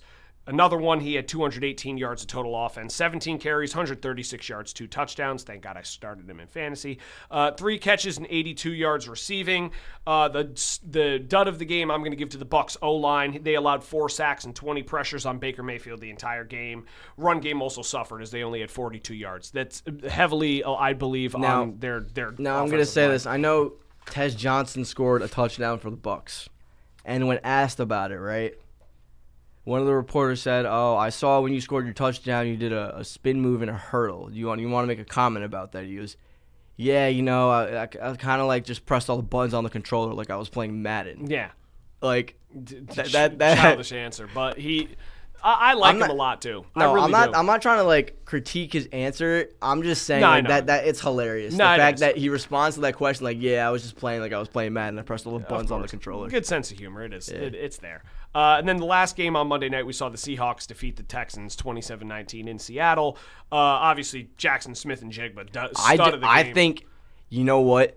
I think if somebody else does win MVP besides a quarterback, it's either going to be JSN, Jonathan Taylor, and I do think the race for Offensive Player of the Year, I don't know why I said like that's Offensive Player of the Year, is going to be JSN, Jonathan Taylor, and McCaffrey. I like. Unless Puka comes back and starts killing it again too, so it will probably hurt him. I see what you're going for though. I do. I see it. JSN's definitely deserving of it for sure. He's the number one receiver in football right now statistically. 8 catches, 123 yards, and a touchdown. He obviously continued his Offensive Player of the Year campaign, added on to his league-leading receiving yards totals. Yeah. He made easy work of the Texans secondary. A lot of people were saying like, "Oh, what's he going to do this season?" He didn't really do much when DK was there, and DK draws a lot of the attention. And the fact that he didn't do much when DK was there, what's he going to do when he's not there? Well, originally he was the number 3 receiver behind Lockett and Metcalf, and people were saying, "Oh, well, this is going to be a big adjustment going from wide receiver 3 to wide receiver 1 in their system now. How's he going to do new quarterback?" Yeah, no problem for him. He's been fantastic, and I've had him 2 years in a row in fantasy football, and that was a great pick. He's been the wide receiver 1. Yeah, he's been awesome for them. The dud of the game I give to the Texans offense. Offensive line, again, allowed Stroud to be pressured on 31% of his 50 dropbacks in the game. They allowed 3 sacks. Run game only added 56 yards on the ground, and Stroud only completed less than 50% of his passes. That was a very bad performance from Stroud, too. I could technically give it to Stroud, but what happened with him? Just losing a lot of weapons hasn't helped. You have no Joe Mixon. We've said this multiple weeks. Not having Joe Mixon hurts. Then not having Tank Dell. I know he's been out for a significant amount of time. But then also going from no Tank Dell and not having Stephon Diggs. He was down Nico Collins for a couple weeks. And then Collins came back. And everyone game plans for that. They know that it's going to be to Collins. They know. So no, it's not. It kind of is. He has a concussion right now. Well, now he does. He got hurt during the Seattle No, I know he got hurt during the Seattle game. But that's what I'm saying is for a majority of those other weeks, though, everybody was game planning that if Stroud's going to throw the ball, his number 1 receiver is Collins. I have a name that he utilized his rookie year, which he hasn't really utilized since properly. What about Dalton Schultz? Yeah, I'm surprised. I'm telling you, it's because they haven't really been able Dalton Schultz, I've noticed, is starting to take more reps where he's trying to run routes like a receiver is because they don't have the options, and Stroud just does not have the time. He doesn't. The offensive line has not been good for them this year at all. So those are our studs and duds of the week there for each individual game. We're going to finish off here. We'll just go through our predictions. Obviously, we did see the Chargers beat the Vikings last night pretty bad, 37-10. Justin Herbert had 3 touchdown passes. Carson Wentz struggled a little bit now. It looks like they're debating whether they go back to JJ, but we're just going to make our picks for the rest of the games during the weekend. Thank God the Rams don't play this week, so I don't have to show any bias. We'll start out Jets and Bengals at the Bengals. I think it's fair. We both know where we're going with this. Bengals. I'm going to go with the Cincinnati Bengals at home. Bears at Ravens. It really depends on if Lamar comes back. He has been practicing. If Lamar is back, I'm going with Baltimore to come back and win. You're also going with the Ravens. Dolphins at the Falcons. I'm going with the Atlanta Falcons. The Dolphins are just bad. Yeah. Tua Tagovailoa is going to end up getting benched and losing his job. This is probably the week where McDaniel. I'm at this point. I'm hoping he gets fired. Bills at the Panthers. Bills. I'm also going to take the Bills here. I just think that even though the Panthers are very good at home and they've won and they're over 500 now, the Bills have an extra week off of their bye week now. They got their rest. They're coming off of a 2-game losing streak. They're going to want to win this week, so I'm taking the Bills. 49ers at the Texans. I'm going to take the 49ers just because the Texans have not been good. I am also going to take the 49ers, and I am kind of surprised that I know you're a Rams fan. You can't really say that stuff, but I have to. The Texans have just not been good. I really hope that the Niners do lose, but genuinely, no bias included, I'm going to pick the Niners.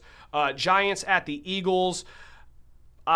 Listen, this is good luck for you. I'm going to take the Philadelphia Eagles to win this week. Every time I pick the Eagles. No, I'm not doing that. I'm not doing that stupid chant. No E's. Just give them an L. I'm taking the Giants. Okay. Browns at Patriots. I don't think the Browns are going to be able to win this week. They beat up on the Dolphins last week. Patriots are a much better team. I'm taking the Patriots I'm taking at home. the Patriots too. Buccaneers at Saints. Even though the Bucs are very banged up, I'm still going to lean with the Buccaneers. I'm the Saints are just I'm not taking good. the Bucs too. They do have Emeka Ibuka Playing still. They have Tez Johnson Tez still. Johnson, yep. I don't know if Godwin's back this week No. either. I don't know if he not. will be. I doubt it. But I'm still going to go with the Bucs. Titans at the Colts. Colts, no doubt about it. Colts are just a much better team. Cowboys at Broncos. I'm taking Denver. I'm also going to take Denver. Although this is the battle of the number one offense basically versus one of the number one defenses supposedly, I genuinely think that the Broncos get the win at home. I don't know if Dallas's defense is going to be able to stop the offense of the Broncos, especially after putting up 33 points. They're coming out hot. So I'm going to take the Broncos. Last two games of the week, we have the Sunday night primetime game between the Packers and the Steelers. I'm going to take the upset win this week, and I'm going to take the Pittsburgh Steelers to win over the Packers. Thank you. I am also going to take the Steelers. I don't think that the Packers have really played that good. I think the Steelers' defense gives them some trouble, and I think that even though the Packers' defense has been good, the Steelers will find a way to get points and score and win at home. So I'm going to take the Steelers, and then obviously the game of the week on Monday night is going to be the Commanders at the Chiefs. It depends on what happens. I'm assuming Jaden Daniels is out. No, he's out. He's not out. playing. So Marcus Mariota's playing. I am taking taking the Chiefs. Kansas City Chiefs as well. No question about it. And they get back to 5-3. That is our picks for the week. That being said, Well, quickly before we do close out the show. Good point. Going to be a little bit of a different episode next week because I will not be here. I will be here. Zach will be here. And we will also have a special, well, he's technically a special guest. He's one of, I'll give a little intro on him somewhat so people have an idea. His name is Mike. He is a member currently of the school that me and Julian both graduated from, which is where we are sitting right now. That is the Connecticut School of Broadcasting in Stratford. He is currently a student that should be graduating in the next couple of weeks. I know that he's been a content creator on YouTube as well, so he's done some stuff. So we're going to have him on doing some sports content related stuff. Kind of similar, but obviously it's going to be a different face. We will have him come on other episodes as well at some point. But since Julian's not here, it's actually a great thing that I will have him sitting with me most likely. So yeah, there will be a little bit different of an episode next week. Yeah, I have a wedding I have to go to. Well, obviously, you know, life happens like that. Obviously, the wedding's a little bit more of a thing. We can always do other episodes of the podcast. Wedding only happens once. So it makes sense. But that being said, I will see you guys next week. And I will see you in 2 weeks. I will see you next week, but Julian will see you in 2 weeks. And that has been the Straight Outta Stratford episode 18 podcast. I am your host, Zach. I am Julian. And we will see you guys later on.